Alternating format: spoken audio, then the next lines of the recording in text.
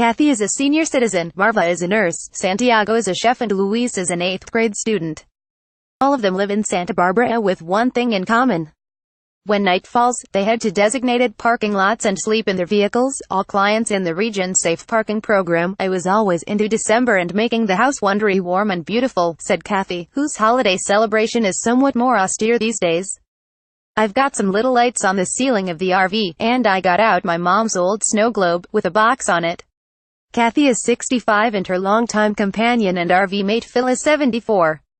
Like so many others, they live on the edge in California, where high housing prices have pushed thousands of people to unimagined extremes. Living in a vehicle is obviously better than living in a tent or a box. It's a kind of middle-class homelessness. But in affluent Santa Barbara and elsewhere, the ever-present convoys are another sign of growing income inequality and one of the state's most vexing problems. Even working people can barely afford to live in many parts of California. You might ask why people of lesser means don't head to less expensive areas than Santa Barbara. It's a fair question, and I've written about people who eventually did make such a move. In Santa Barbara, the answers I got were the same ones I've heard elsewhere in coastal California. People hold open the option of leaving, but many are connected to specific places by history, family and employment connections, and they're not quite ready to give up on a turnaround, move to a place they don't know, and start over from scratch. Besides that, local economies rely on those of lesser means, so where are they supposed to live? You know, said Phil, there's a huge Hispanic population that does all the damn work around here. Every restaurant you go into, you can them slaving away. And they're taking care of people's gardens and everything else, and they wind up with 8 or 10 people living in a one-bedroom place. Phil said people may wonder why vehicle dwellers like himself don't move in with family. Well, good for those who are able, but easier said than done, said Phil. His son is already sharing space because of the high cost of housing.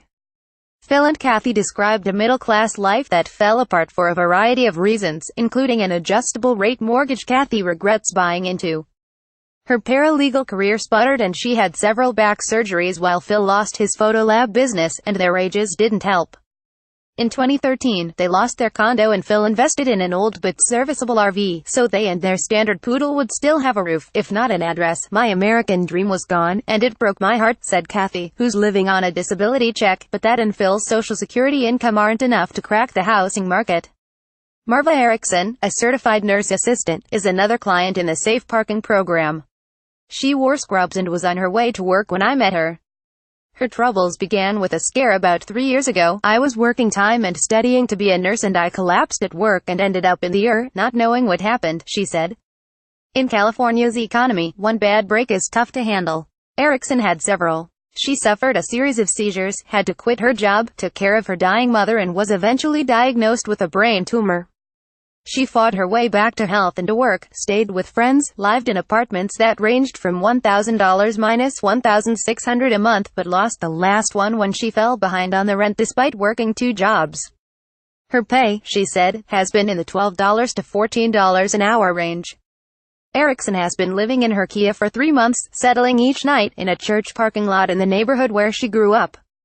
Christmas trees are for sale in the parking lot. I wake up and I say, thank you God for keeping me safe last night, and thank you for the safe parking program, said Erickson.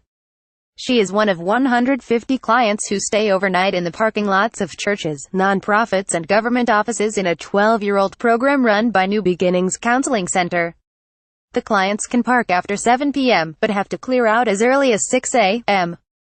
The benefit is that the vehicles are no longer parked on city streets, which riles some residents and merchants.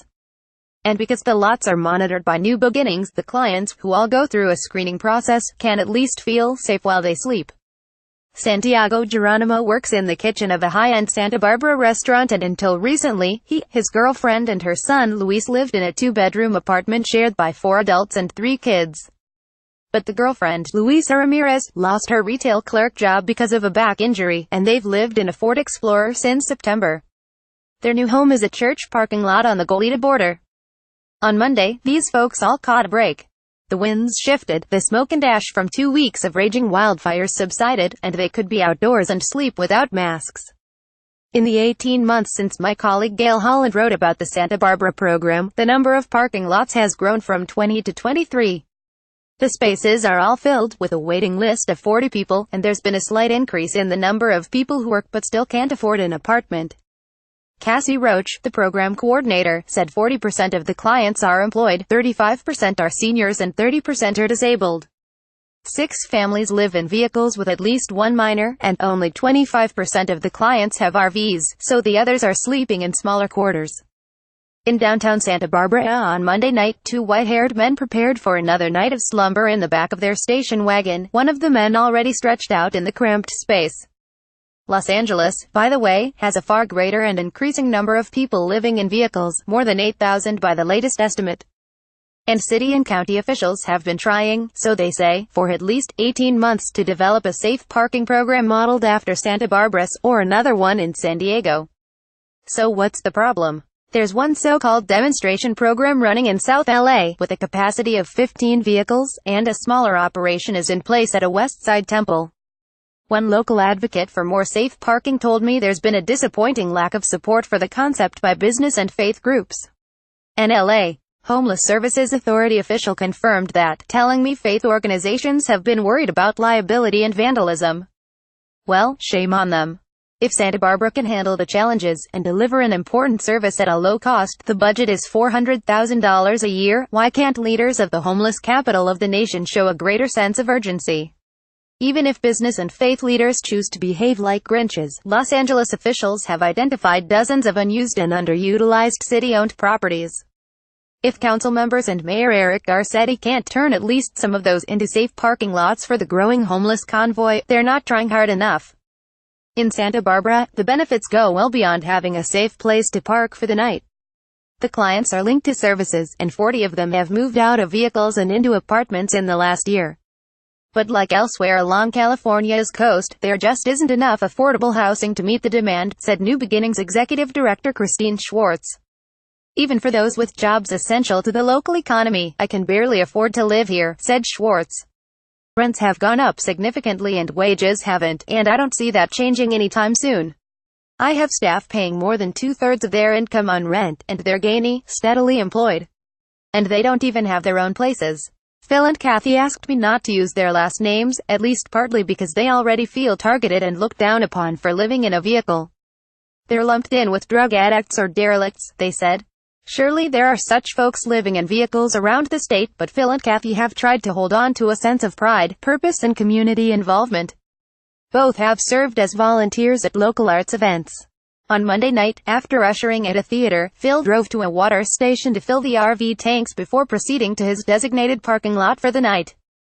Across town to the north, at about 10 p.m., Luisa Ramirez and Santiago Geronimo began laying down the bedding and unpacking blankets for another night in the back of their Ford Explorer. It's been difficult, said 13-year-old Luis, who told me he's getting all A's and B's at school, and math is his favorite subject. It gets really cold in the truck, he said, shivering. But the way he looks at it, this is temporary, and sometime after the holidays, they'll be back indoors. Caption. Get more of Steve Lopez's work and follow him on Twitter at @SteveLopez.